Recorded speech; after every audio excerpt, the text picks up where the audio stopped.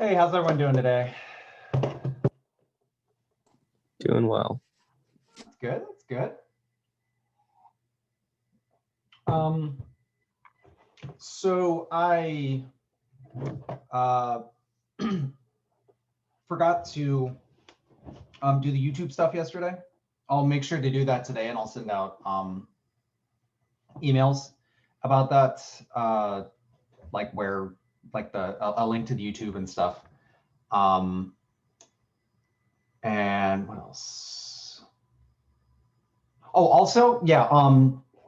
Also, I'll send out an email about this right after, but apparently, so if you have, so the thing you're paying for apparently with Achieve is access to Achieve. So if you've taken 140 or 141,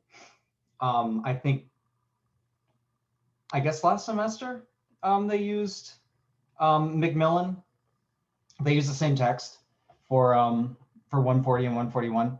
So apparently if you used it last semester, or I guess also if you took 230 last semester, I think it was free last semester, but I believe you still have access to Achieve. Like you have like multi-term access to it. And so you should be able to just put in the course code and I think essentially get access to Achieve for free this semester. That is my understanding. I'll look at that email again,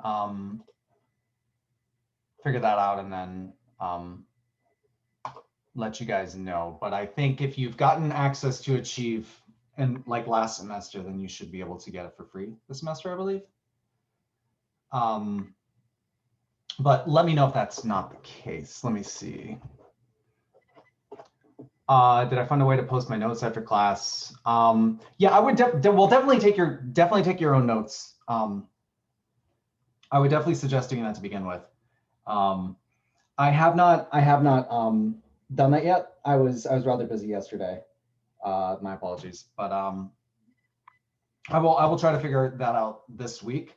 I'm probably not going to be posting notes for this week's lecture, but I will try to figure that out before we start Monday's lecture.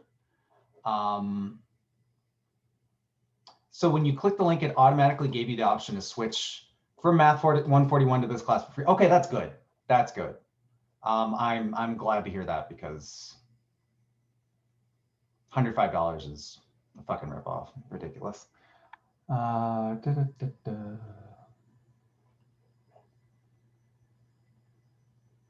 Oh, yeah, I believe also, let me see, last semester there was a Discord for 230. I don't know if they're still doing that. It doesn't, wait, maybe. Not sure. Actually, it doesn't look like it. Never mind, ignore that. Okay. Yeah, it is unfortunate. Yeah. Yeah, that's the way it goes. Sorry about that. I really wish you guys did not have to pay outrageous prices, but fortunately, I don't have much of an option this semester. Okay. Any other questions before we get started? I will have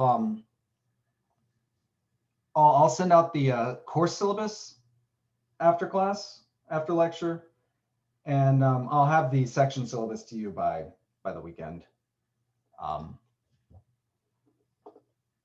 Yeah. If nothing else, then let's get started. Yeah, I have a quick question. Sure. When will our first assignment or homework be due? So let me see. We just got an email about homework. So it looks like the learning curves are ready. I'm probably going to assign the learning curves over the weekend. So the homework is usually broken down. So there's a thing called a learning curve if you've done 140 and 141 before, you probably know about this. It's basically just they shoot a bunch of questions at you, and you basically keep going until you hit a certain score. So unlike the homework, if you get a question wrong, you just get another question, and you keep going until you answer a certain number of questions correctly. And then once you hit like 300 points or whatever it is, then it stops. And so that's the learning curve. And usually I'm probably gonna assign that like to be due like the day of lecture or maybe the day after normally, but obviously we can't do that now because not everyone's on Achieve yet. But I'll probably have the first couple learning curves, or maybe just the first learning curve due over the weekend. And then in the future, that's going to be due like the day we would be finishing up a lecture on a chapter. And then the homework for a given chapter will be due probably a week or like 6 days after we finish talking about a chapter, depending on whether it's a test week or not. An exam week, I'll have to figure that out, but it'll be easier this week because we don't have 7 exams, this semester. And yes, we're on 12.1 right now. We're going to be finishing that up and then possibly starting on 12.2 today. But I'll send out the course syllabus, and then that'll have basically a breakdown on when we're going to be discussing what. And I'll be going along with that pretty closely. Yeah, all the homeworks are going to be due on, they're going to be done through Achieve. Yeah. And I will probably have weekly quizzes starting next week, not this week. And those will likely be done through Canvas. I haven't done that yet, so I need to figure that one out. But the quizzes will likely be done through Canvas. Well, will definitely be done through Canvas in some way. But yeah. Anything else?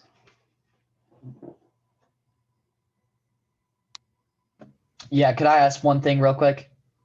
Yeah, sure. So the learning curves, those will be on Canvas, like you just said. So all the learning curves and the homework will all be done through Achieve. So learning curve is okay. on Achieve. Perfect. Yeah. So like when you go to assignments or something like that, and it has like the homeworks, or like there's like a little section for each group. Okay. Perfect. Right. Well, Yeah. thank you. So it's just like two different levels of homework. Okay. Sounds good. Yeah, one is just like keep going until you get enough questions right. Awesome. And the others are normal homework. Okay. Yeah. Thank you. Link for Achieve. I sent out an email. Are you enrolled in the class Evo, or are you waitlisted? Because I sent an email in Canvas yesterday, I believe. Yeah, I sent out an email yesterday that had a link. If you don't have it, then send me an email and I will through Canvas, and I'll send you the link. Okay, cool. Alrighty, so let's finish up talking about 12.1.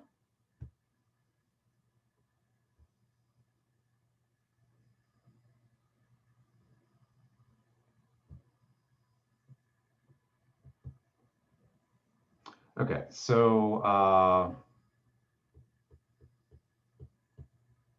vectors in the plane.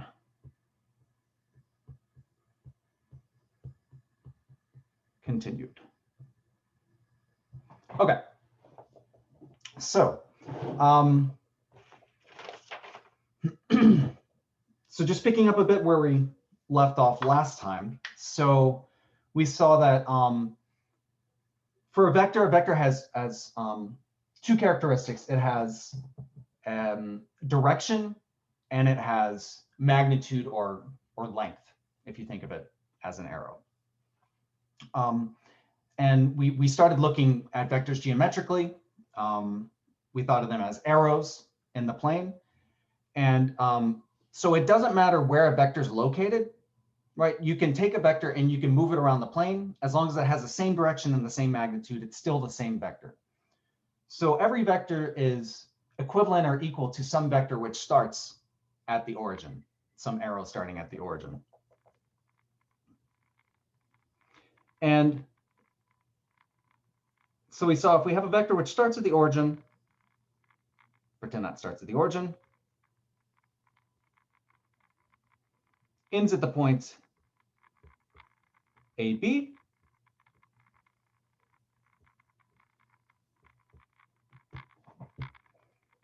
we'll call that guy the point P. And we usually call the origin O, just for simplicity. So if we have the vector which starts at O, the origin, ends at the point P. If P is the point AB, so we call this vector in component form, we call it the vector AB. So the vector starts at the origin, ends at the point AB, we call it the vector AB.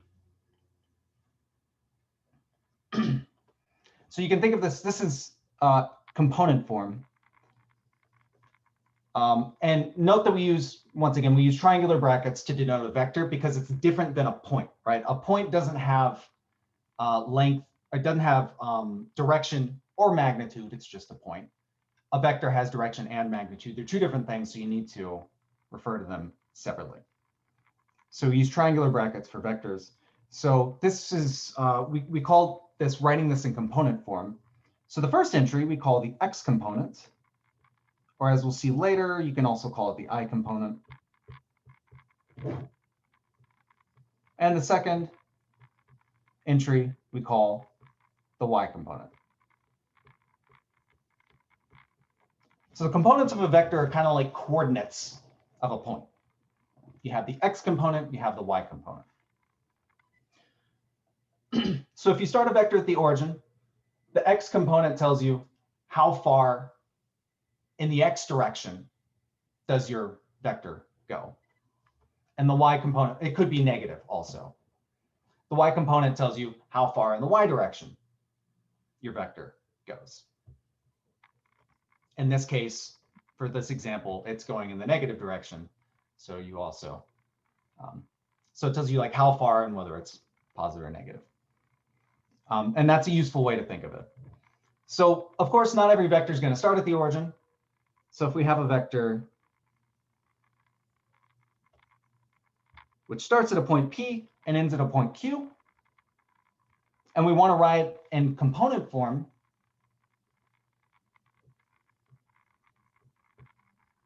so suppose P is the point A1, B1,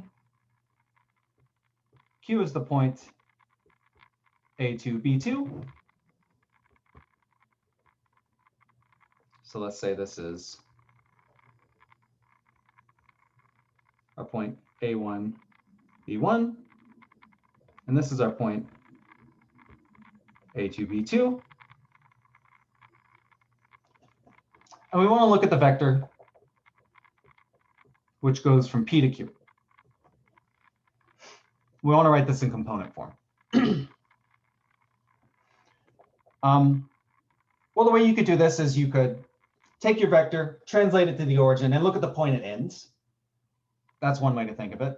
Or another useful way, I think this is the most useful way to think of it, is to think of the components as telling you how far you're going in the x direction and how far you're going in the y direction with your vector. So for the x component, how far are we moving in the x direction when we go from P to Q? Well, it's where do you end up minus where do you start. So the x component is going to be A2 minus A1. Right, that's how far we've moved going from P to Q in the x direction, taking into account whether it's positive or negative. And then in the y direction, how far have we gone? Well, we've ended at B2, we've started at B1, we've gone B2 minus B1.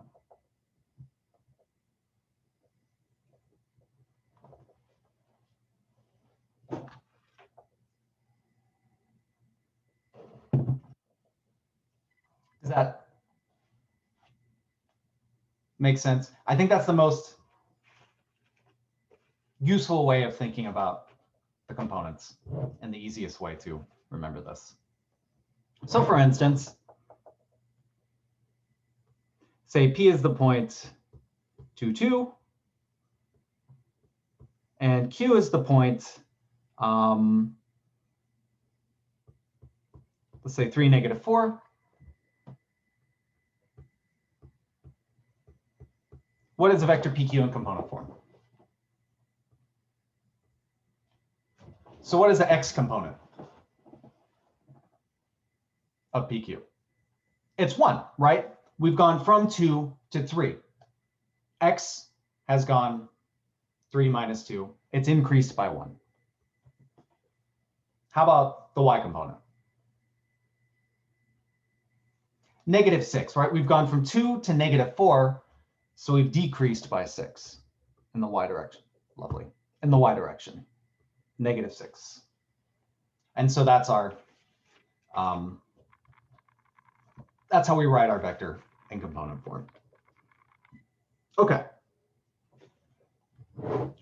And so, right, we also saw, so the magnitude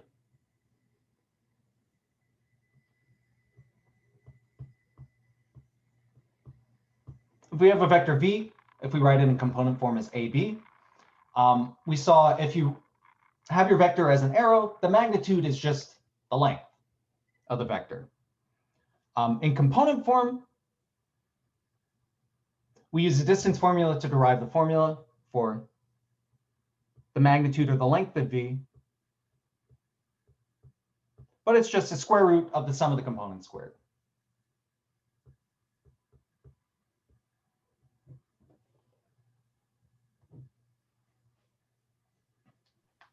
Why did you use double absolute value brackets? So it depends on the book. I believe Stewart, the book we used to use, just use normal absolute value. The main reason is just because it's less ambiguous than using absolute value brackets, because a lot of times we'll be using absolute value brackets for numbers next to the absolute value brackets for like a magnitude of a vector, and it's just easier to differentiate the two. But it depends on the book. Some books use the double brackets for the magnitude, and some use the single ones. This book uses double brackets just because it's unambiguous that we're talking about the magnitude of a vector. But yeah. Yeah, so magnitude is the same as length if you're talking about an arrow. Yeah.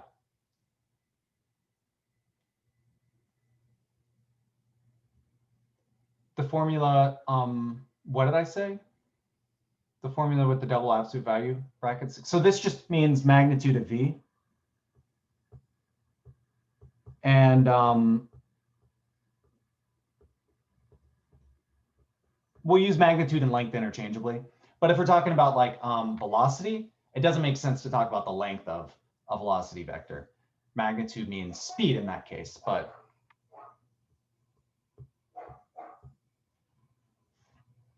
if you write it as an arrow, it's the length of that arrow. Does that make sense? So I'm trying to move quickly here because I have quite a bit of stuff I want to cover. Okay. And also, just want to mention, so there's one kind of weird vector. It's weird in many ways, but we have the 0 vector, which we often just write as 0 with a vector sign over it. And in the plane, of course, that's just the vector 0, 0. And so this is just, if you start at the origin, it's a vector which starts and ends at the origin. It goes 0 in the x direction, 0 in the y direction. It looks like just a point if you look at the vector. It's not actually a point, it's a different object, but it's the only vector, obviously, which has length 0, magnitude 0.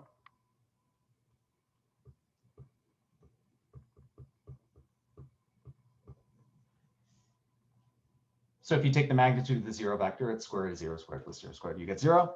So 0 vector is the only vector with 0 magnitude, and also the only vector which doesn't have a direction. So it has no defined direction.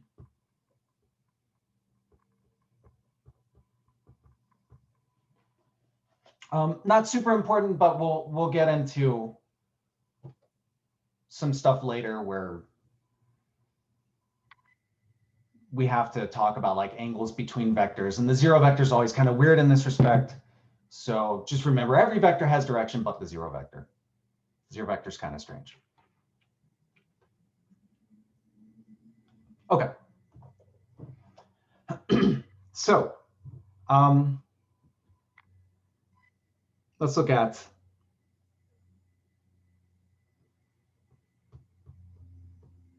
how do we do some basic algebraic operations with vectors. So we're going to look at how do we add vectors together, how do we subtract vectors, and we'll also look at multiplying vectors by scalars. So first we'll look at this geometrically. We'll treat vectors as arrows, and we'll look at how to add them geometrically and do all these algebraic operations. So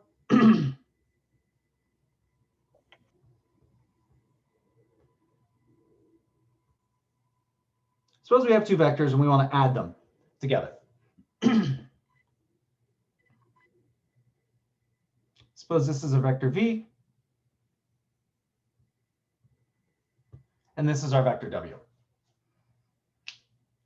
So if you want to add two vectors together, if you want to do v plus w, basically you start at a point, you do the vector v, right? So you start v at that point, you do v, and then where you end there, then you do the vector w, right? You travel in the direction of v, then you travel in the direction of w, and it's where you started to where you end up. That's the resulting vector. So what you do is you form a little triangle. One side is v, the other side is w.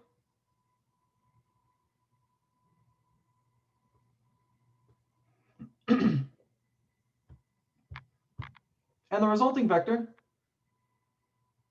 so you started there, you ended here.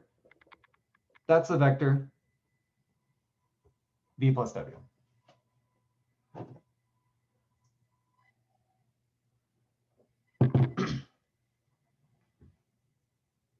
So you do v, then you do w. What's your displacement there? Where did you start? Where did you end up? That's the tail of your vector and the tip of your vector for v plus w.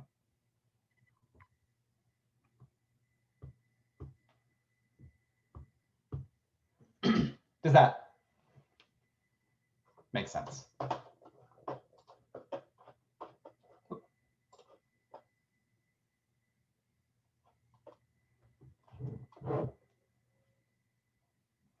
Okay, so if you want to add multiple vectors,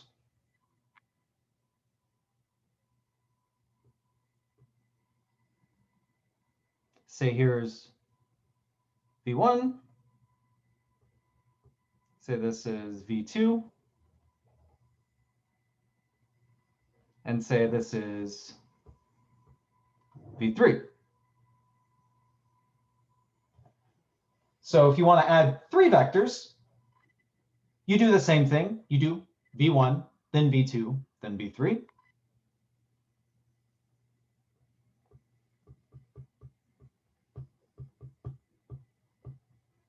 So you do v1, then you do v2, and then you do the vector v3. And then you look at your displacement, where you started, where you ended up. That's the sum of the three vectors.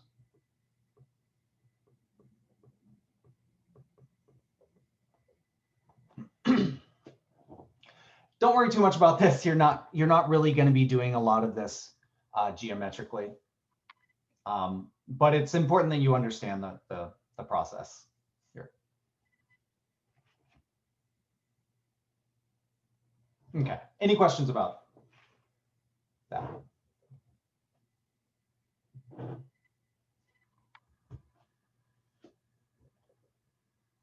Okay, so so to do subtraction, we're first going to define the negative of a vector.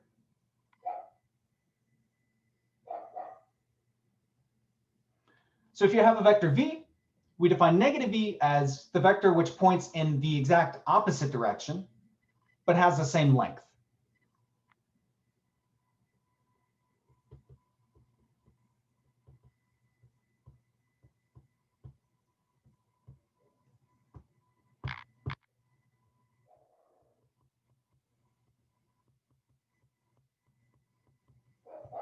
So points in the opposite direction of v and has the same length or magnitude.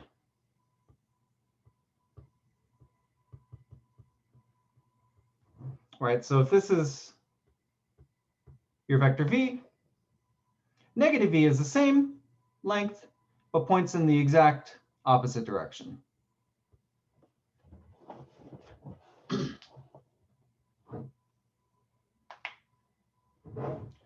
So using that, we can define vector subtraction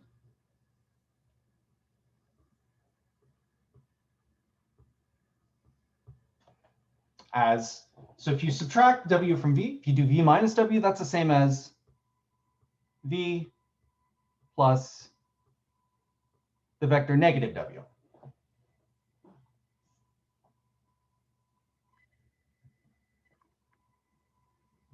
So if this is the vector v,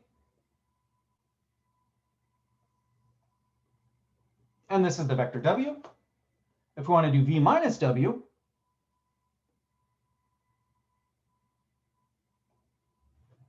there's our v, here's our w.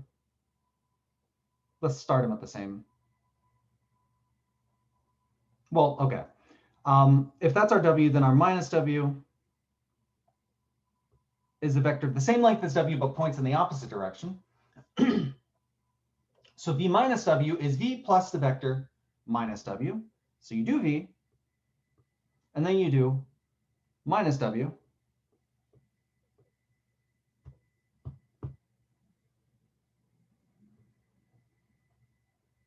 And the resulting vector is v minus w.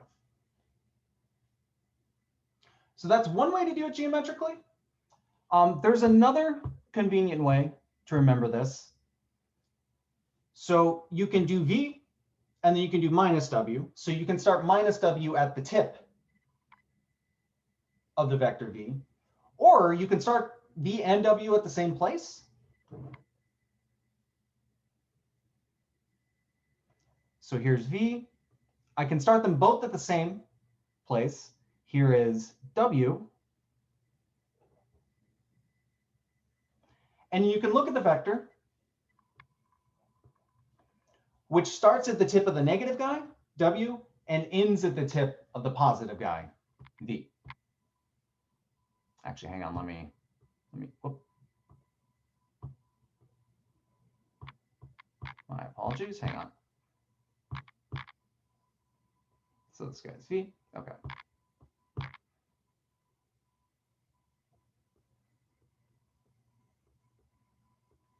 Notice we get the same vector in both pictures. Pointing in the same direction, has the same magnitude.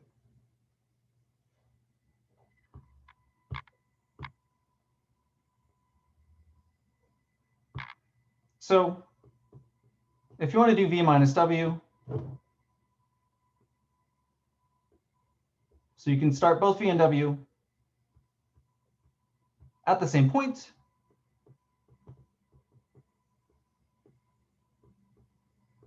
V minus w, the vector. This is a little confusing and easy to get mixed up, but it starts at the tip of the negative guy.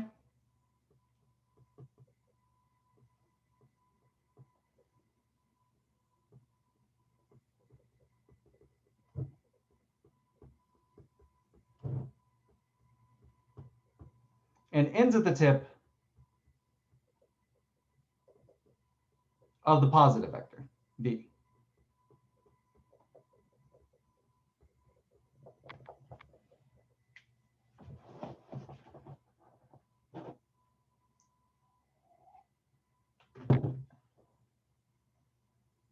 That is a useful thing to remember. We will use that a bit later.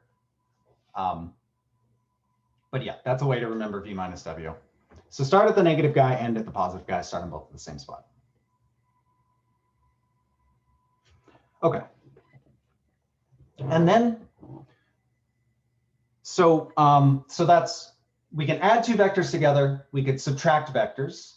We can also multiply a vector by a real number. So to differentiate real numbers from vectors, we'll call them scalars. So scalar is just like a number. In this class, we'll be dealing with just real numbers. But in some classes, scalars could be complex numbers, but don't worry too much about that. So when I say a scalar, I just mean a number, right? I'm saying scalar to differentiate it from a vector.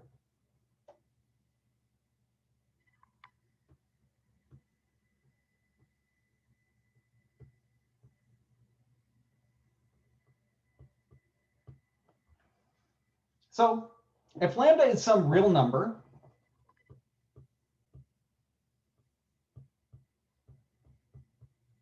and v is some vector,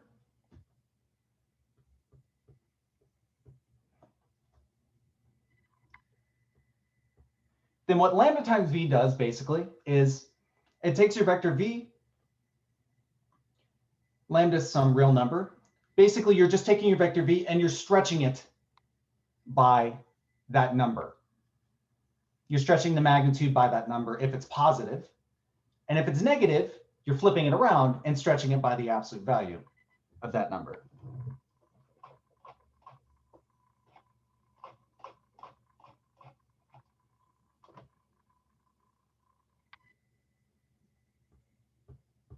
So lambda times v, so it has length, absolute value of lambda, so we could be multiplying by a negative number, we'll see what that does, times the magnitude of v. So v by itself has length, magnitude of v. When you multiply it by lambda, you get a new vector which has length, absolute value of lambda times magnitude of v.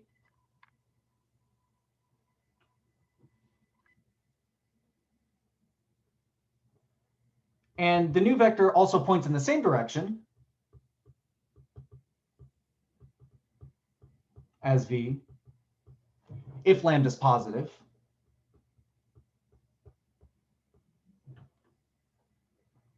And points in the opposite direction if lambda is negative.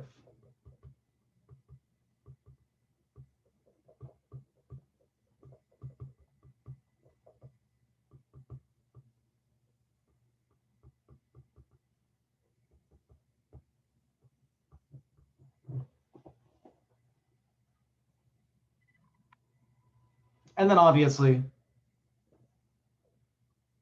if lambda is 0, if you multiply a vector by 0,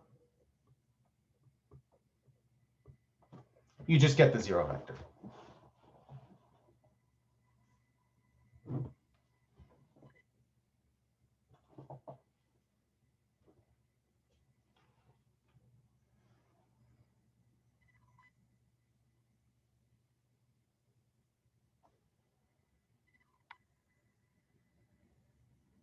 Okay, so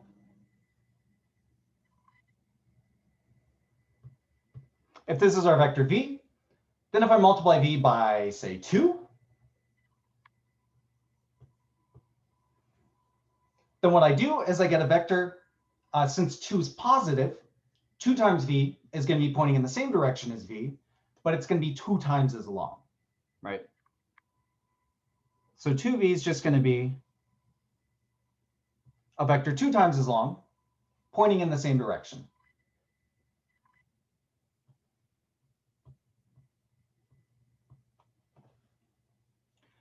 So how about -1/2 v? Well, I'm multiplying v by a negative number, so it's going to be pointing in the opposite direction. So the negative sign flips it. And then I'm going to get a vector which is 1/2 the length of v. So we get the vector pointing in the opposite direction of half the magnitude, half the length, pretend that's half the length. So the negative sign flips it, and the 1/2 tells you you get a vector half the length of v. That's how that works geometrically.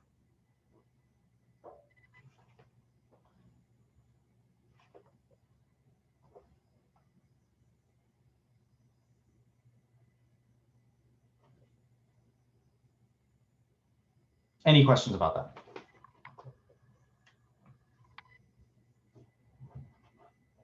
Okay, so remember we said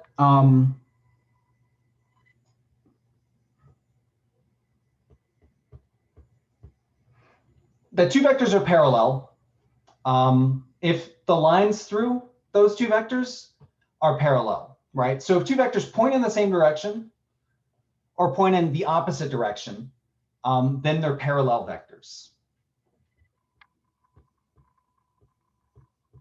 So that's related to scalar multiplication here. Whoops, hang on. So if we have 2 vectors v and w, well, there we go. So 2 vectors v and w are parallel if and only if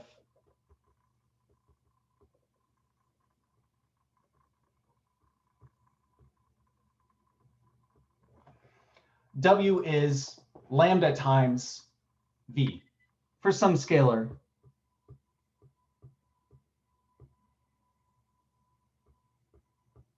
non-zero scalar lambda. Right, so parallel vectors point in the same direction or in opposite directions. We don't care about the magnitude as long as it's non-zero.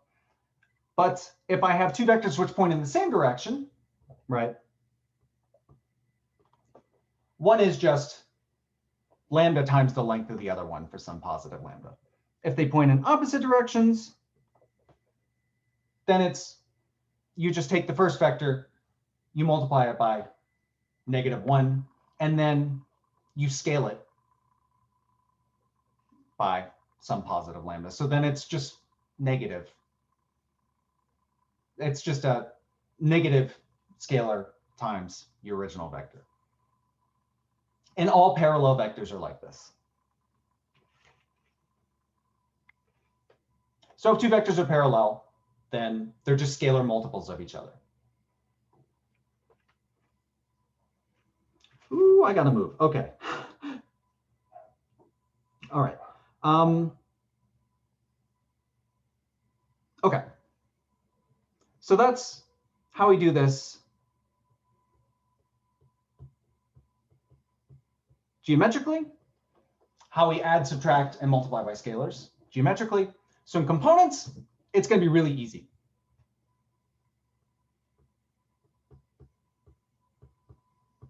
So component vector algebra is basically,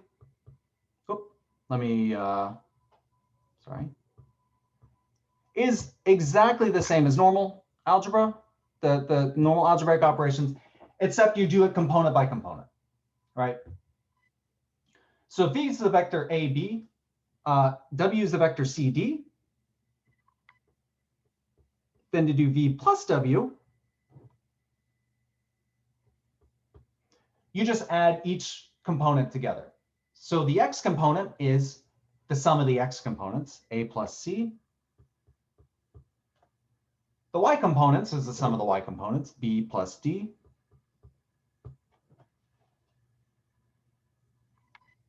So you're just adding component by component. Same operation. You add the x components together, you add the y components together. v minus w, exactly the same thing. You subtract the components.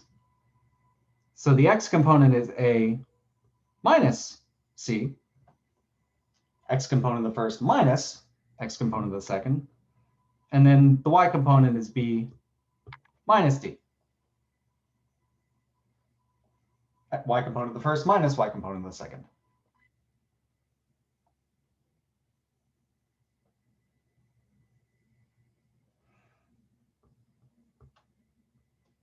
And if lambda is some scalar,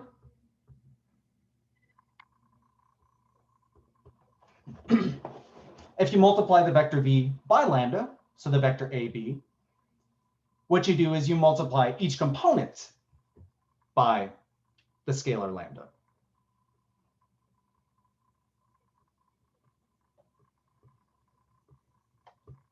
So the vector AB, let me write it like this just to avoid confusion. So lambda times the vector AB is just lambda times A, lambda times B. You multiply each component by the scalar.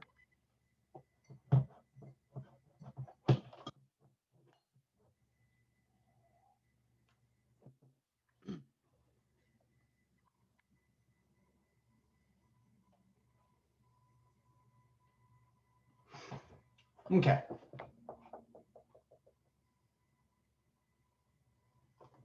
And then also useful to know, if you have any vector, I mean, this is obvious from the definitions,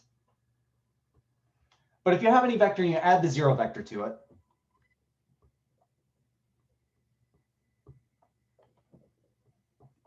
you get back the original vector. So if you do v and then you do the zero vector, which doesn't do anything, right? Then it's like staying in the same place. Then you still have the same vector v.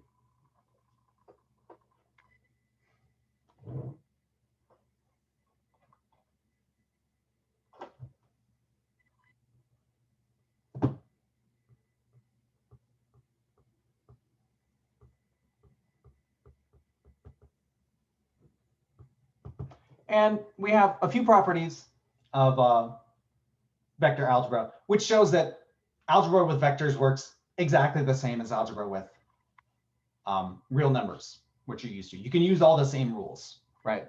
So it's commutative, right? If you do v plus w,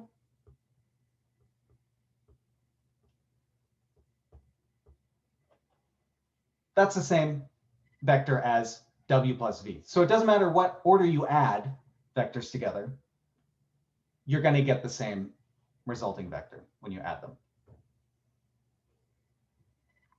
So vector addition is commutative, just like normal addition.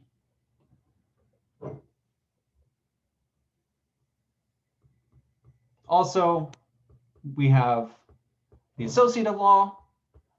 So if you add three vectors together, so u plus the vector v plus w is the same as, it doesn't matter what order you group things, the vector u plus v plus the vector w.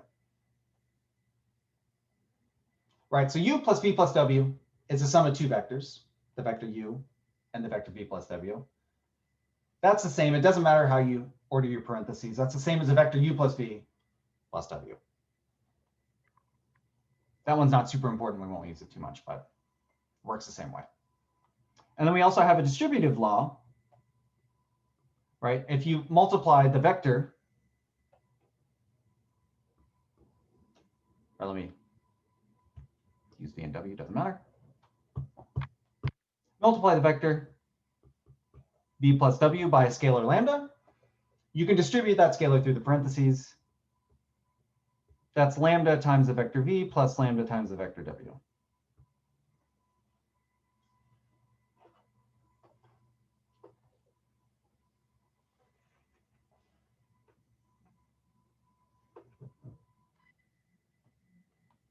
So all that's to say, all the intuition, all the rules you have for normal addition and multiplication work the same for addition of vectors and multiplication by a scalar.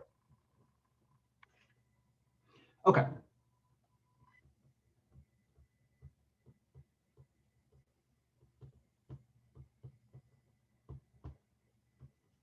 So linear combinations of vectors. Okay, so in the plane,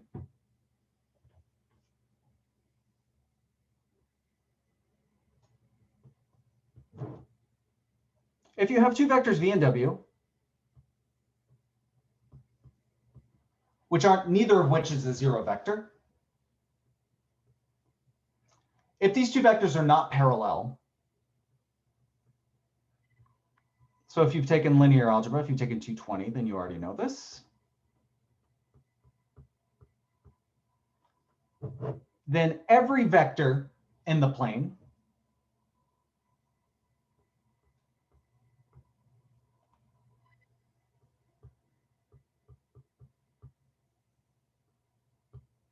if you have any vector u, you can write it as a linear combination of v and w. In other words, it can be written as some multiple of v plus some multiple of w.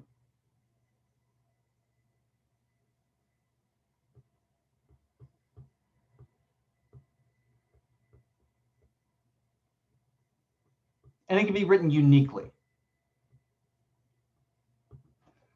So there's exactly one scalar r and exactly one scalar s, where u is equal to rv plus sw.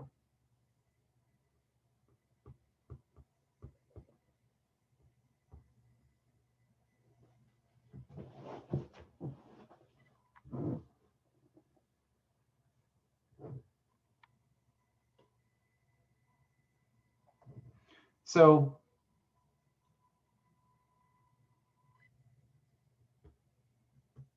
let's say this is RV,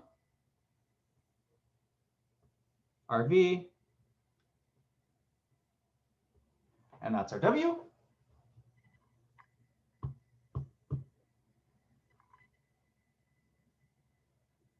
If this is our vector U,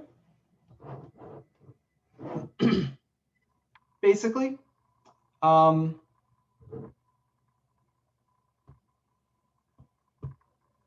so U would be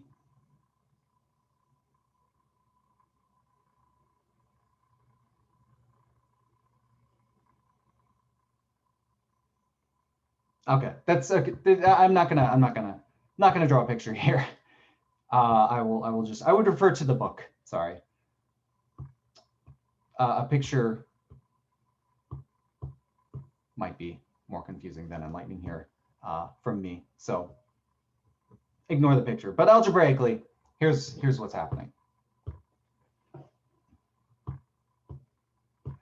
So basically, we can find some scalar that we can multiply v by, and some scalar that we can multiply w by, where r times v plus s times w is equal to the vector we want. And here's how we do that algebraically. I would refer to the book for the picture of this. Okay, so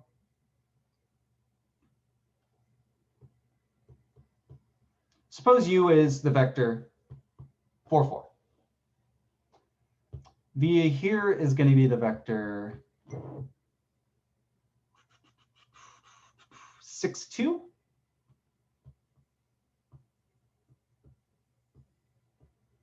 And W is going to be the vector 2, 4.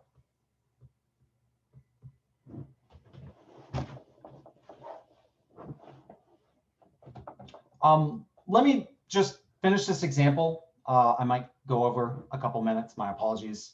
And then we'll have to finish up with this tomorrow. As always, the first few lectures always take longer than I expect. So I got to get back into the swing of things. Okay, so what we want to do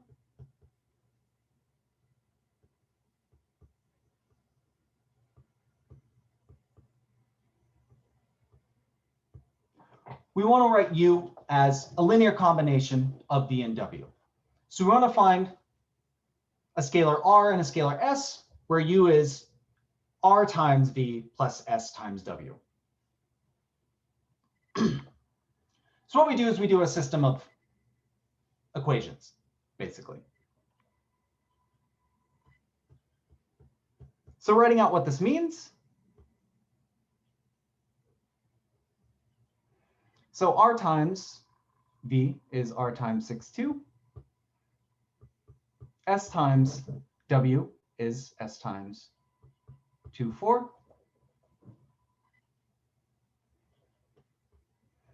And so using the rules, right? R times 6, 2 is R times, or 6R, 2R.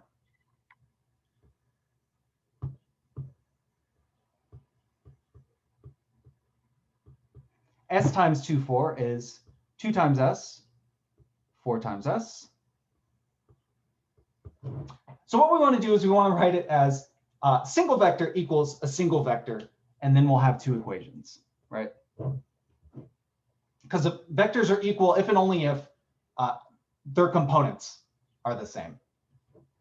I guess I didn't mention that, but that's useful to know. So 4, 4, okay, so 6R, 2R plus 2S, 4S is equal to, adding component by component, 6R plus 2S, and then 2R plus 4S.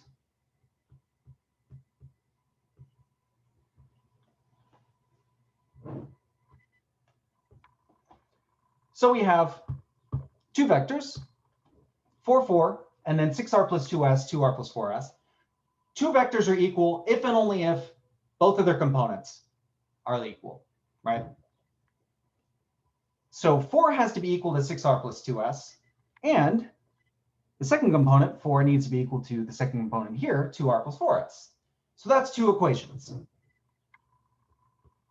4 equals 6R plus 2S. That's the first equation. And then the second equation, equating the second components, 4 equals 2R plus 4S, sorry.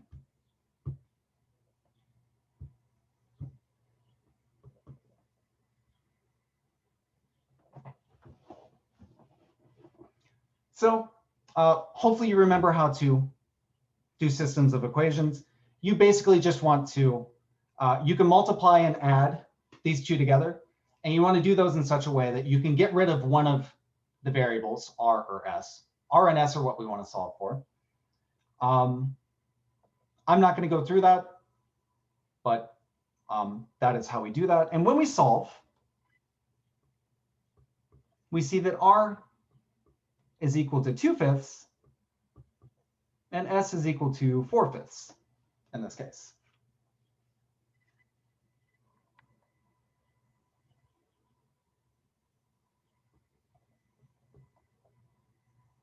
So we see that U is equal to 2/5 times V plus 4/5 times W. And we can solve for the R and the S using system of linear equations like this.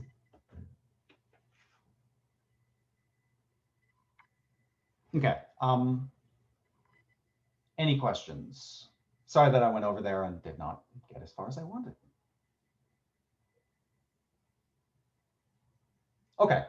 So tomorrow I'm going to finish up 12.1, and then we're going to start talking about 12.2, which is R3, stuff in space, geometry and vectors in space. And yeah, if that's it, have a great rest of your day, and I will see you guys later. All right. Thank you. Thank you. Thank you. Thank you. Thank you. Thank you.